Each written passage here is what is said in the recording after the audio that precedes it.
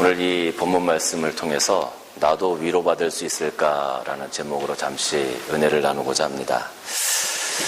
여러분이 생각하는 야곱은 어떤 사람입니까? 야곱은 하나님께서 많은 축복을 주신 사람이다. 우리가 많이 그렇게 생각을 합니다. 또 야곱을 통해서 12지파가 생겨나게 됐고 하나님의 큰 이 구속사의 사역 가운데 있는 사람 중에 한 사람이 바로 야곱이라는 사람입니다.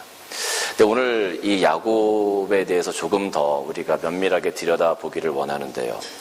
저는 야곱이라는 사람이 그렇게 위대하고 그렇게 훌륭하고 하나님으로부터 축복받을 만한 사람이 아니었다라고 생각이 듭니다.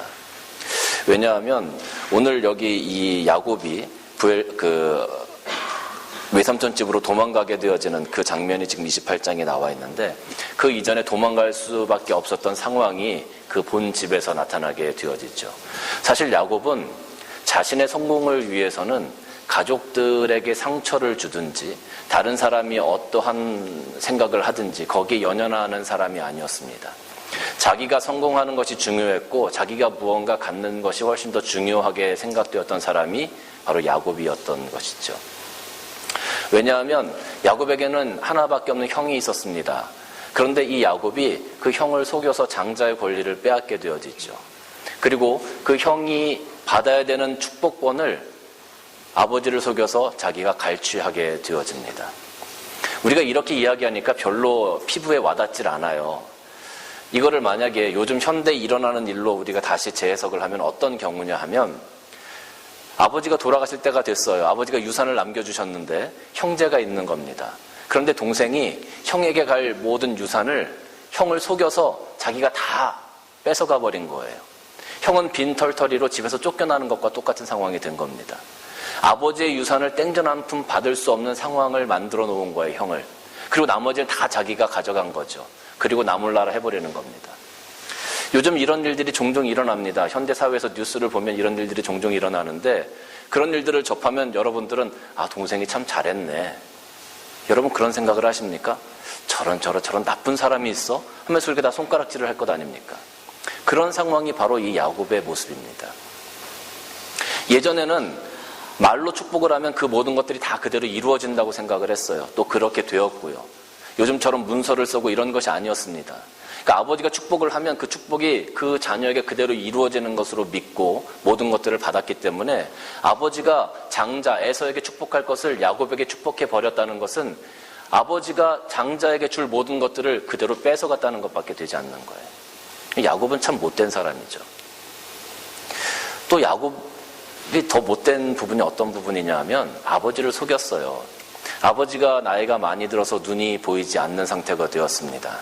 사실 어떻게 보면 연로해서 눈이 보이지가 않고 이제 하늘나라에 갈 날짜가 얼마 남지 않은 그런 상황이었던 것이죠. 그런데 그 아버지를 속여서 아버지가 형한테 주고자 하는 그 모든 축복권, 재산을 갈취해 버렸다는 거죠. 이렇게 얘기하니까 또 별로 마음에 와닿지 않으시잖아요. 이것을 만약에 우리가 우리의 삶 가운데 있는 현실적으로 조금 더 해석을 해보자면 아버지가 중환자실에 누워 계시는 거예요. 언제 하늘나라에 가실지 모르는 상황인 거죠. 그런데 가족들 아무도 모르게 동생이 그 유산에 대한 상속서를 하나 써가지고 가서 아버지가 중환자실에 누워 계셔서 아무런 의지를 표명할 수 없는 그런 가운데 있는데 몰래 아버지의 손가락에다가 인장을 묻혀서 그 유산 상속서에다 지장을 찍는 겁니다. 그리고 봐라, 아버지가 이렇게 하셨다 라고 해서 모든 것들을 다 자기가 가져가는 거예요. 그러면 여러분 그 사람을 잘했네, 축복받을 만하네라고 여러분 말씀하시겠습니까? 이건 말도 안 되는 일이죠. 이런 말도 안 되는 일을 야곱이 지금 했단 말입니다. 어떻게 보면 비난받아야 마땅하고 벌받아야 마땅한 그런 사람인 거죠. 형과 아버지를 속였을 뿐만 아니라 어머니로 하여금 거짓말을 하게 만드는 거죠. 에서가 아닌데 에서인 것처럼 어머니가 모든 것들을 꾸며줬습니다. 여러분 이런 야곱의 삶을 보면 야곱은 축복받을 만한 사람이 아니에요. 야곱은 비난받아야 마땅하고 하나님께 벌받아야 마땅한 그런 사람입니다. 어떻게 보면 가족을 풍비박산 만든 사람이죠. 장본인이에요. 형이 그 모든 것들을 알고 나서 아버지가 돌아가실 때가 되었으니까 내가 아버지가 돌아가시고 나면 저 야곱을 내가 죽이겠다고 작심을 했습니다. 그것을 알았어요. 그리고 나서 야곱이 이제 외삼촌 집으로 도망을 가게 되는 거죠. 만약에 그런 상황이라면, 야곱이 정말로 양심이 있는 사람이라면, 자기가 성공을 위해서, 내가 더 많은 것들을 갖기 위해서 내가 그렇게 했지만 그래도 최소한의 양심이 있는 사람이라면, 형이 만약에 나를 죽이겠다고 하면 오히려 형 앞에 가서, 형 내가 잘못했어, 내가 이렇게 했지만 형의 모든 거, 형이 가져가야 될 거 내가 다시 다 형에게 돌려줄게. 그리고 오히려 용서를 구해야 되는 것이 마땅한 사람의 도리가 아닐까요? 근데 야곱은 형에게 용서를 구하기보다는 오히려 도망가는 길을 택했습니다. 자기가 가진 것 내려놓지 않고 모든 것들을 다 챙겨서 어떻게 보면 도망가는 길을 선택한 거예요. 형에게 형의 권리를 돌려줘야 되는 것이 마땅한데 그렇지 않고 도망가는 길을 선택했다는 겁니다. 그리고 지금 도망가는 길이에요. 야곱이 이 광야를 통해서 외삼촌 집에 가야 되는데 이 광야를 지나다가 루스라는 곳에 머물러서 하룻밤을 유숙하게 되었습니다. 아마 야곱이 여러 가지 생각을 했었겠죠. 아마 그 광야를 지나가는 그 여정이 굉장히 고달팠을 겁니다. 아무도 자기를 지켜줄 수 없었고요. 자기를 보호해줄 수 있는 가족을 떠나가는 길이니까 또 고독했을 겁니다. 외로웠을 겁니다. 아마 그 길을 걸어가면서 내가 한 것이 잘한 것인가, 아마 그런 후회를 했을 수도 있겠다라는 생각이 들어요. 낙심도 했을 거고요. 내가 이러려고 형의 축복권을 내가 가로챘나? 그런 생각을 하지도 않았을까? 이런 생각도 한번 해봅니다. 아마 굉장히 힘들고 어려운 그 여정을 시작하게 되었습니다. 그런데 그것으로 야곱이 벌을 받는 거 아니야? 이렇게 이야기하기는 그것이 너무 경하다는 거죠. 만약에 이런 일이 벌어졌다 그러면 당연히 하나님께서 그 야곱을 향해서, 야곱 너 잘못했으니까 너는 당연히 벌을 받아야 돼. 야곱 너는 이렇게 했으니까 당연히 죽어 마땅해.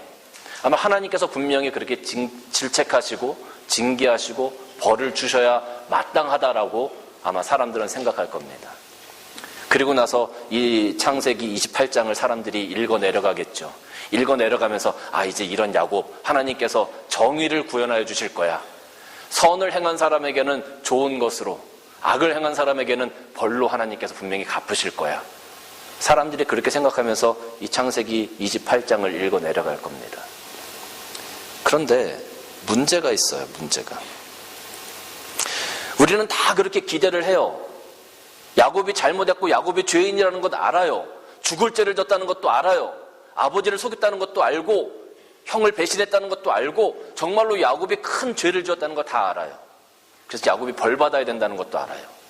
그런데 오늘 문제가 있는데 그 문제가 뭐냐 하면 이 28장 10절부터 말씀을 보면 하나님께서 야곱에게 나타나서, 야곱이 이제 피곤하니까 그 돌베개를 대고 잠을 자는데 하나님께서 나타나서 야곱에게 말씀하세요.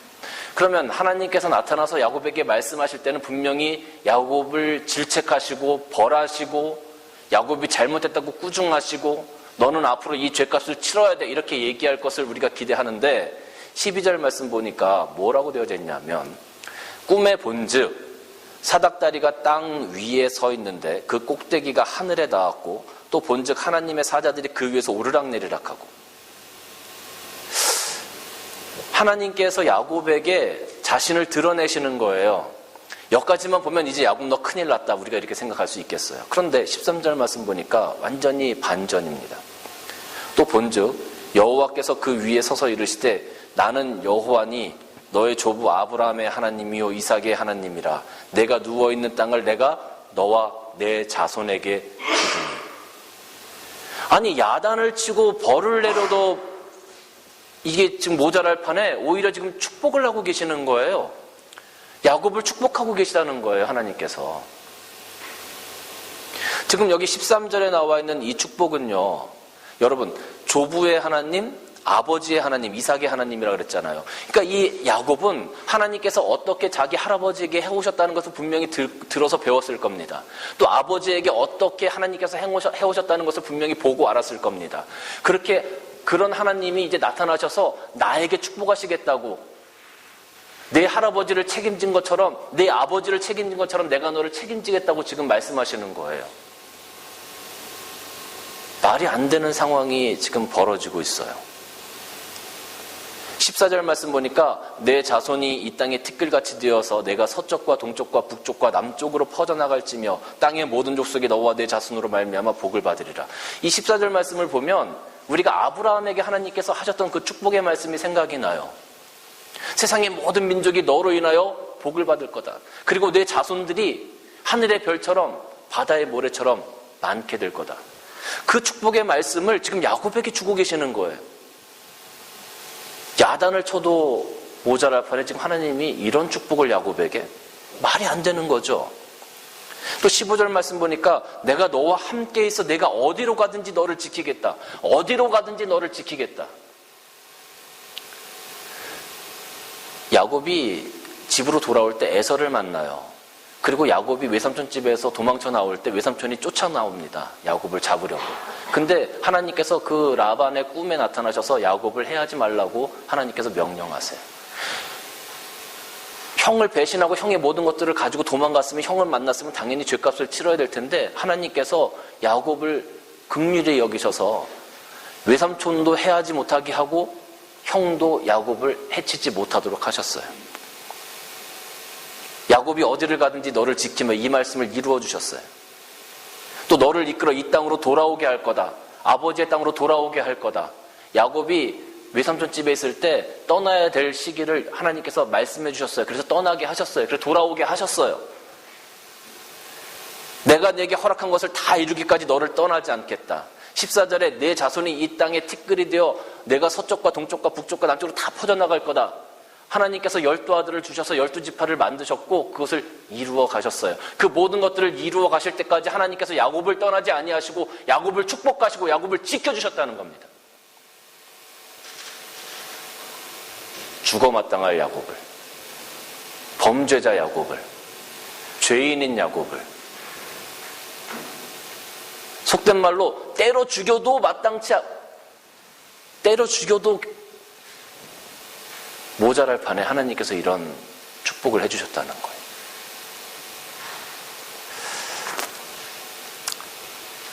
하나님께서 야곱을 축복하셨어요. 야곱이 어떤 사람이라는 것들을 지금 제가 여러분들에게 말씀드렸습니다. 그러면 여러분, 이제 제가 묻겠습니다. 하나님이 야곱을 축복하신 것에 대해서 여러분 동의하십니까? 아니면 하나님, 야곱을 벌하셔야지 왜 축복하셨습니까? 라는 생각이 드십니까? 일반적으로는요, 하나님 야곱을 벌하셔야죠. 왜 야곱을 축복하셨습니까? 그런 나쁜 사람인데. 당연하죠. 이해가 안 됩니다. 말도 안 되는 거예요. 어떻게 보면 야곱의 삶은 막장 인생이었습니다. 이렇게 살아온 야곱을 하나님 축복하시다니요. 말도 안 되는 일이 지금 벌어지고 있는 거죠. 그래서 어떤 사람들은 구약에 나타나는 하나님은 독선적이고 구약에 나타나는 하나님은 자기 마음대로 하고 싶은 대로 하는 그런 독선적인 하나님이다라고 비판하는 사람들도 굉장히 많아요. 자, 그러면 여기까지 보고 다음 말씀을 보도록 하겠습니다. 창세기 28장 12절 말씀으로 다시 가면 꿈에 본즉 사닥다리가 땅 위에 서 있는데 그 꼭대기가 하늘에 닿았고 또 본즉 하나님의 사자들이 그 위에서 오르락내리락 하고, 하나님께서 야곱의 꿈 가운데 제일 처음에 보여주신 장면이 바로 이 장면입니다. 그런데 여기 보면 사닥다리가 나와요. 사닥다리가 어디에 있었다 그랬어요? 땅 위에. 땅 위에서부터 어디까지? 하늘까지 닿았다.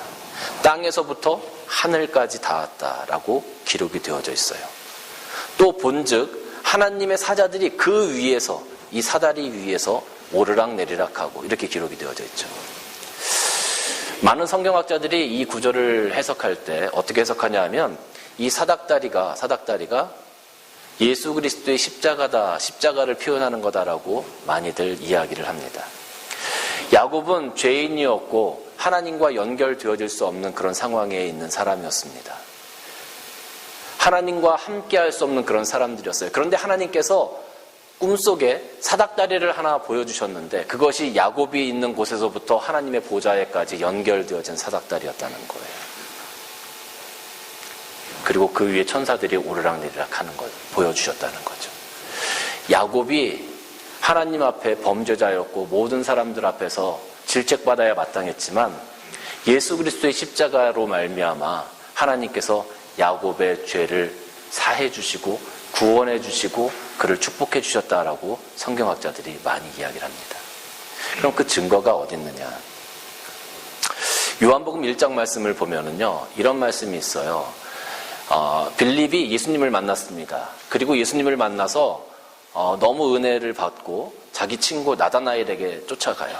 나다나엘에게 이 빌립이 이야기합니다. 야, 내가 선지자를 한 사람 만났는데 성경에 기록된 그 선지자였어. 그 사람이 나사렛 출신이야. 이렇게 얘기하니까 나다나엘이 야야, 무슨 나사렛에서 무슨 선한 것이 날 수 있겠어. 이렇게 얘기하는, 나사렛이라는 그 동네 자체가 어떤 부유하거나 뭐 좋은 뭐 학군이나 그런 것들이 아니라 아주 못 살고 범죄가 많고 그런 어떤 도시였던 것 같아요. 그러니까 그런 데서 어떻게 선한 것이 날 수 있겠어. 가만히 한번 와봐. 그래서 이 나다나엘이 예수님을 만나러 나옵니다. 그때 예수님께서 내가 무화과 나무 아래 있을 때 너를 보았다. 무화과 나무 아래서 네가 기도하는 것, 그거 하나님께서 다 아시고 내가 그걸 다 안다. 라고 이야기할 때 나다나엘이 당신은 선지자입니다. 라고 고백을 합니다. 그리고 나서 예수님께서 나다나엘에게 말씀하시는데 요한복음 1장 51절 말씀 보면 또 이르시되 진실로 진실로 너희에게 이르노니 하늘이 열리고 하나님의 사자들이 인자 위에 오르락내리락 하는 것을 보리라 하신다. 창세기 28장 12절 말씀과 요한복음 1장 51절 말씀이 교묘하게 이렇게 딱 매치가 되어져요. 하반절부터 보면 28장 12절은 또 본즉 하나님의 사자들이 그 위에서 오르락내리락하고, 요한복음 1장 51절 하반절을 보면 하나님의 사자들이 인자 위에서 오르락내리락하는 것을 보리라. 이 말씀이 같은 말씀이라는 거죠. 이 말씀을 원어적으로 찾아봐도 의미가 같고 영어 성경을 보면 그 의미가 훨씬 더 분명하게 나타납니다. 창세기 28장 12절 말씀 보면 The angels of God were ascending and descending on it. 사다리 위에서 오르락내리락 한다라는 거죠. 요한복음 말씀을 보면 뭐라고 되어 있냐면 The angels of God ascending and descending on the Son of Man.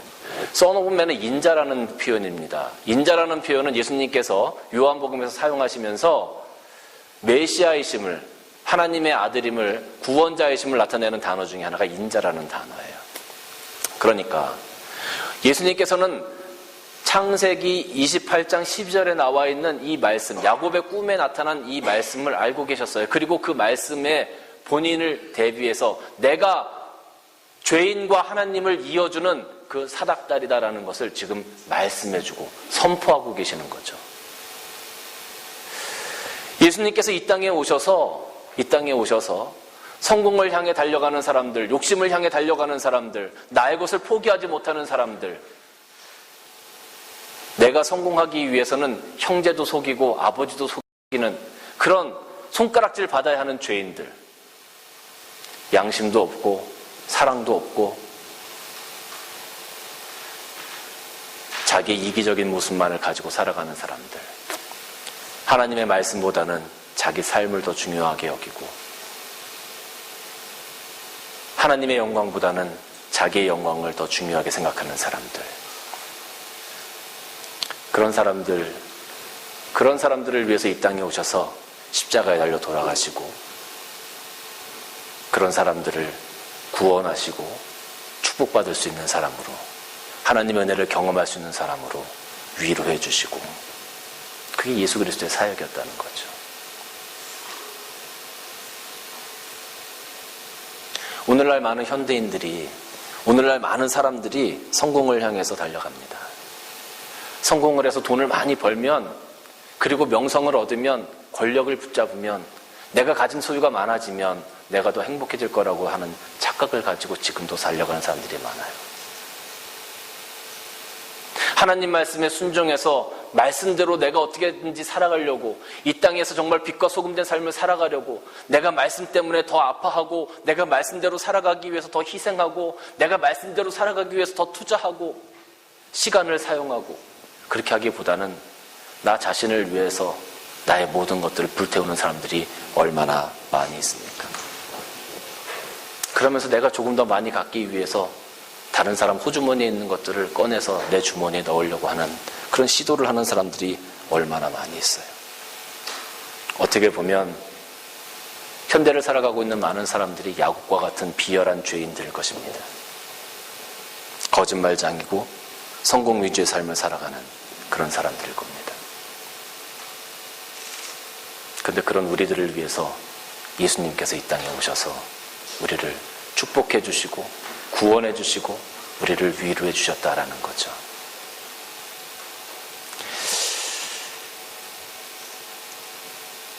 제가 다시 여러분들에게 한번 묻겠습니다. 우리가 처음에 야곱의 이야기를 들을 때는 야곱을 여러분 마음 가운데 정죄하셨을 겁니다. 아니, 그래, 야곱이 이렇게 나쁜 놈이 있나? 이렇게 나쁜 사람이 있어. 그런데 하나님은 왜 축복해 주셨을까? 하나님 당연히 벌을 주셔야지 왜 축복해 주셨지? 아마 여러분들 분명히 그렇게 생각하셨을 거예요. 이제는 어떻습니까? 여러분은 하나님 앞에서 다른 사람들 앞에서 손가락질 받지 않고 나는 야곱과 다르다라고 여러분들 말씀하실 수 있으십니까? 우리도 다 야곱과 같은 사람들입니다. 우리도 다 야곱과 같은 죄인들입니다. 그런데 그 야곱을 위로하시고 축복해 주신 그 하나님이 예수 그리스도를 통해서 오늘 우리에게도 위로와 축복을 전해주고 계시다는 놀라운 사실을 우리는 발견해야 합니다. 대부분의 사람들은 야곱을 비난하기 바빠요. 나와는 다르다고 생각하니까. 그런데 야곱의 이야기는 나와 다른 이야기가 아니라 바로 내 이야기입니다. 바로 우리들의 이야기예요. 우리가 어디 가서 위로를 받을 수 있겠습니까? 우리가 어디 가서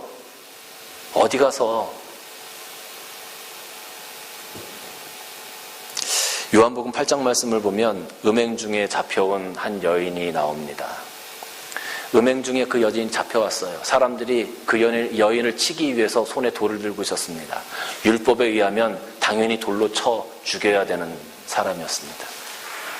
사람들이 예수님 앞에 데리고 나와서 예수님, 율법에 이렇게 되어져 있습니다. 우리가 돌로 칠까요? 어떻게 했으면 좋겠습니까? 예수님 말씀해 주세요. 그때 예수님께서 묵묵히 땅에다가 몰아 쓰시고 너희 중에 죄 없는 자가 먼저 치라라고 말씀하실 때 사람들이 그렇게 분하고 정죄하고 손가락질하고 이 사람은 죽어야 된다고 외쳤던 사람들이 돌을 내려놓고 하나둘씩 그 곁을 떠나갔습니다. 당연히 죽어야 되는 여인이었습니다.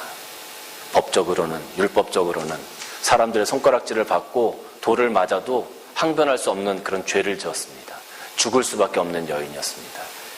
근데 주님께서 그 여인이 주님을 만났을 때, 그 여인이 예수님을 만났을 때 새로운 삶의 희망이, 소망이 생기게 되었죠. 주님께서 주시는 위로가 그 여인에게 넘쳐났습니다. 주님께서 주시는 은혜가 그 여인에게 넘쳐났습니다.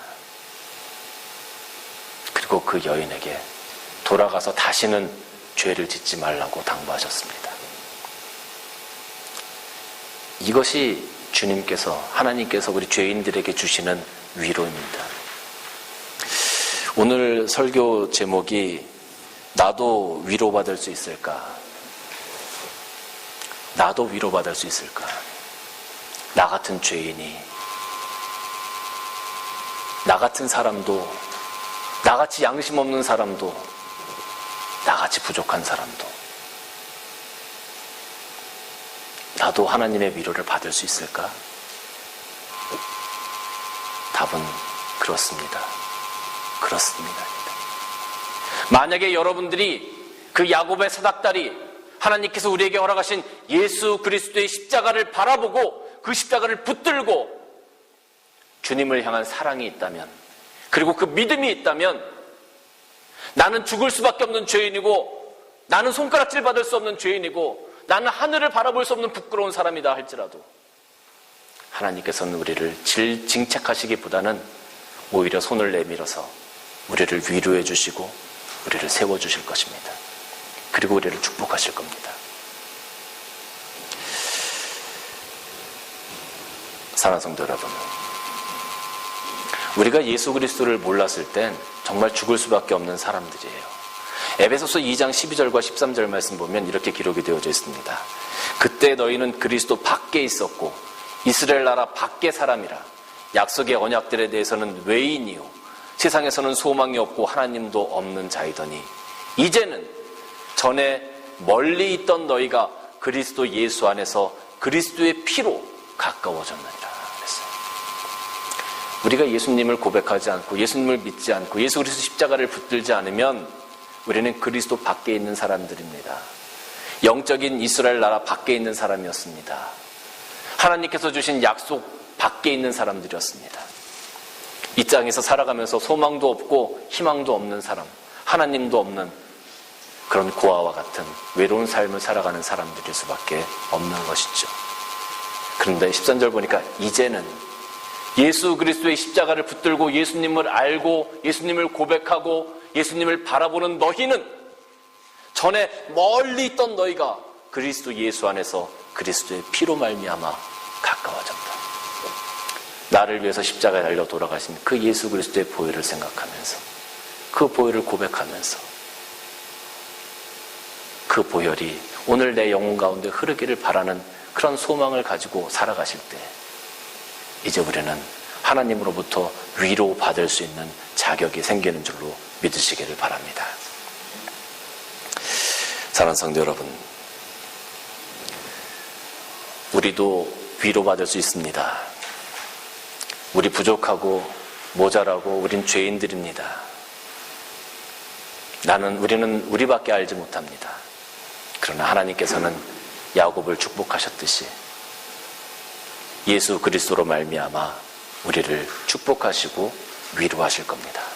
여러분들 마음 가운데 그리스도의 십자가가 세워져 있는 한 말입니다. 그 십자가를 붙드시고 날마다 하나님의 위로하심에 응답하시고 또 하나님의 위로하심 가운데 평안을 누리시는 여러분들이 되시기를 주님의 이름으로 간절히 축원합니다.